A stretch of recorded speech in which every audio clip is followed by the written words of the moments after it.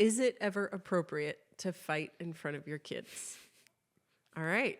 I feel like you got a hot take on No, this go one. ahead. I like to fight in front of your kids.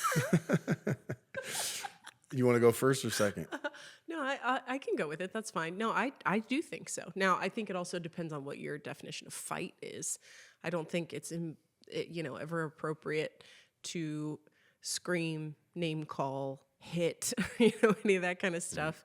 You shouldn't be doing that ever. Like, it's not good in front of your kids or behind closed doors to be doing that to one another. But I think that it is really important for your kids to see healthy conflict resolution. So it's okay even if it's a little tense sometimes, but when you're not crossing that line into inappropriate behavior, when you are addressing each other with respect, you're each sharing your viewpoints, even if it is somewhat passionately, and you're hearing the other person out, you're, saying back to them, okay, I feel like I'm hearing you say this. Is that what you mean? When you're modeling healthy conflict resolution, you're teaching your kids how to do that. I think that's the really unfortunate thing for a lot of people is our parents, I know a lot of people said, oh, my parents never fought in front of us. Like I never saw my parents fight. And the attempt there was to protect you from any type of trauma around it. But what it left you with as an adult was not really sure what healthy conflict is supposed to look like, not really sure how to have it yourself, and also feeling compelled to do the same thing where we're waiting and tucking this away behind closed doors, and then maybe it's not going so well, right? So, that's my hot take is I don't think you need to purposefully have every fight in front of your kids. Some subject material isn't even appropriate for them. But it's okay for them to see some healthy conflict. Yeah, I agree. I totally agree. I think in a sense, it's important, I think, to normalize conflict or disagreement. Sure. Like we're going to have that, right? And Absolutely. So I think if you go, I never saw my parents argue, you use the term fight, that kind of sounds like it sounds a vicious. knockdown, drag Sure. out type situation. But I think if you're not careful, what you can do is have a false positive with artificial harmony. So we all pretend like we're all good, but we're really not. So we're either, just burying our actual thoughts and feelings and never bringing them up, or we do it behind closed doors. Yeah. And again, sometimes that's appropriate to handle it that way. But I think in general, being able to model, like you said, healthy conflict in front of the kids. I think the reality, though, too, is, in my experience, whenever you're having a conflict one-on-one with somebody and you add a third party in the room, it definitely creates a different dynamic. So like if you and I were just having a disagreement and just even, having Brandon in here, right? Like now it's like, okay, I might have a harder time admitting I'm wrong because I look like I just, I might feel embarrassed in front of this third party, right? So I think you have to be kind of conscious of that. Like, okay, we might have a higher chance of our egos getting in the way a little bit, or, not wanting to maybe let something go that I normally would if it was just the two of us, because I'm maybe a little embarrassed in front of my kid. Because maybe, when you're having this conflict, maybe pretty quickly you realize like you're wrong. But you don't, do I want to admit that in front of my kid? You know what I'm saying? Like, so I think But it is actually one of the, again, counterintuitive, one of the best things you can do 100%. is let your kids see you admit that you were wrong. Right. I think some people, are worried that somehow it's going to undermine them as a parent or something. No, your kids know you're human. They know you're wrong sometimes. So for you to be able to go, stop yourself mid-argument and go, no, that's a good point. No, I'm wrong. You're right. You're right. I'm sorry about that. You are teaching them how to do the same thing. You're modeling that behavior. I agree. I just think it's hard to do. It's hard to do when there's a third party in there, right? It is harder. And so but also sometimes the third party can hold you a little more accountable to things you might have, you popped off and said in a private space. Yeah, you and I, a few weeks ago, we were disagreeing on something related to one of the building projects, and there was a third person in the room. And so we were kind of going back and forth, and there was a lot of tension and stress. Yeah. And if the third person hadn't been in there, we probably would have been a little more blunt.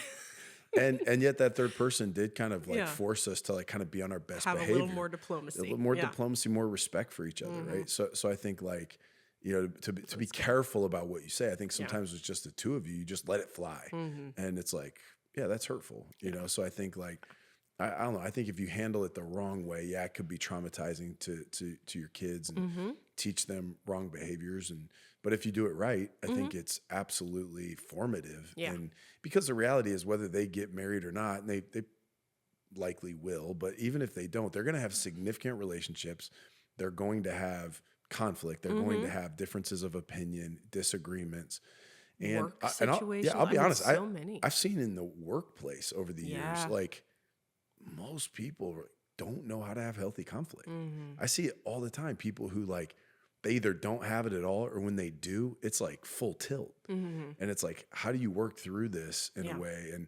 And people pick up all kinds of like dysfunctional, like they're overly sarcastic or they're passive aggressive or they're whatever it is, you know? And it's like, that not only affects your home, which is what's most important, but everything. It like does. the way you work Relate with to other everyone. people, right? And then I've seen people because they're so uncomfortable. Maybe their family, you know, conflict was such a negative word. Like even when I say that conflict, okay, That you feel tension. it sounds like it's, some people get a knot in their stomach from that. 100%. And that's why I said earlier to like, I think it's important to kind of normalize it because it's part of life. Right. You know, if you handle it right, you bond through it. That's right. You solve problems quickly. You can even earn each other's trust and respect, you know, all of that.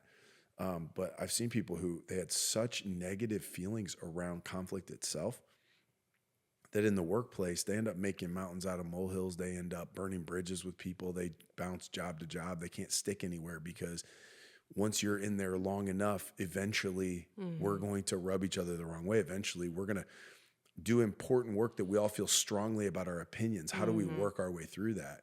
So if you don't know how to do that, that's not normal to you. Yeah. You know, you might end up kind of not being able to put your roots down anywhere, not being able to, you know, last anywhere because when it gets down to it, you either, you know, mess it up with intense conflict or you just run from it. Yeah. You know what's interesting is something else I think I've noticed a lot of times with people who grow up in houses where you never saw your parents fight is I think some people grew up with the assumption that like their parents didn't really ever fight because they just saw them, you know, getting along in front of them.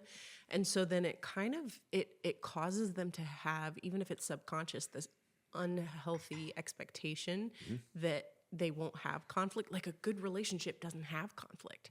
And so then they get into a long-term relationship, a marriage, whatever.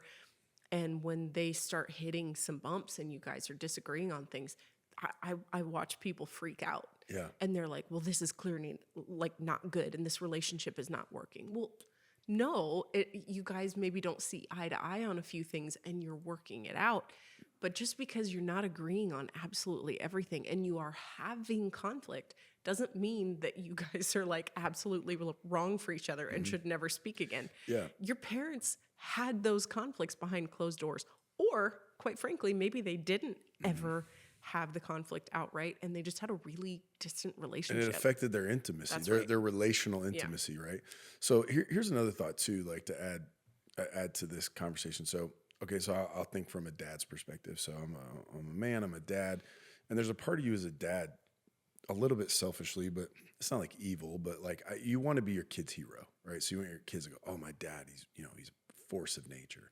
He's powerful, you know, he's just this Superman of a guy, right? And when your kids are little and they think you're, you know, you can leap tall You're buildings. 10 feet tall. Yeah, exactly. Yeah. Like it's kind of a good feeling, right? So there's a part of you that, you know, wants to be that guy all their life who like, man, there's nothing he can't take on and there's no problem he can't fix. And my dad's the smartest guy in the world, whatever. And so if you're not careful to maintain that, it can be selfish and actually put your kids at a disservice because at some point they have to see like, no, dad is a human and he struggles. Dad is a human and he's overwhelmed right now.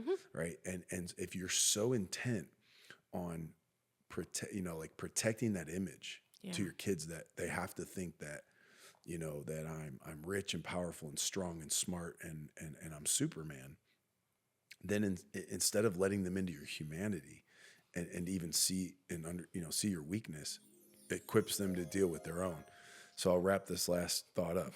So you take that conversation, or they take that concept as a dad and take it into a marriage. If you're going, hey, we want our kids to think we have the perfect marriage. We want our kids to think that, this about us, then you end up ultimately robbing them of the humanity of your marriage, and the fact that things don't always go well. We don't always see eye to eye. And sometimes we really frustrate each other and we get angry with each other. And here's how we work our way through it.